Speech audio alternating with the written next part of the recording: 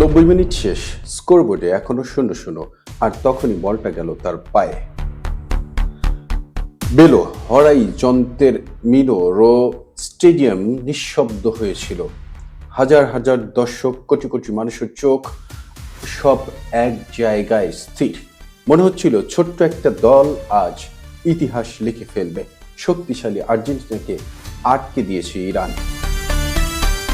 সময় তখন 90 মিনিটের সাথে 1 মিনিট প্লাস, আর কয়েক সেকেন্ড ম্যাচটা ড্রই শেষ হতে যাচ্ছে। ঠিক তখনই বলটা পায় লিওনেল মেসি। তিনি দাঁড়িয়ে আছেন বক্সের বাইরে, সামনে কয়েকজন ডিফেন্ডার, চারপাশে চাপ, কিন্তু তার চোখ ছিল এক অদ্ভুত শান্তি, যেন তিনি আগেই জানেন কি হতে যাচ্ছে।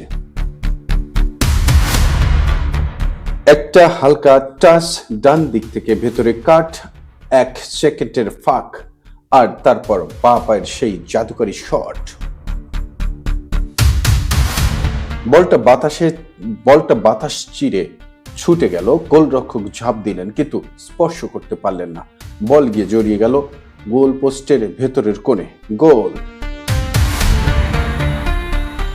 এক মুহূর্তে স্তব্ধ ইরান, আর বিস্ফোরিত আন্দোলনে ফেটে পড়ল আর্জেন্টিনা।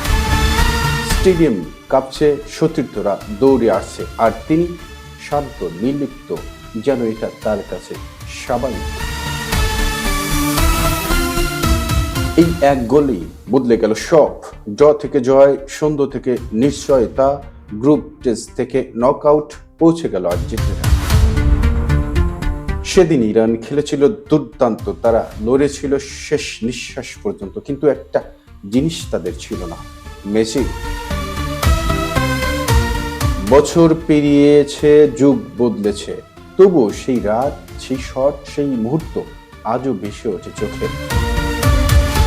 কারণ কিছু গোল শুধু গোল নয়, ওগুলো ইতিহাস, ওগুলো শিল্প, আর কিছু মুহূর্ত তৈরি হয় শুধু একজনের জন্য, লিওনেল মেসি।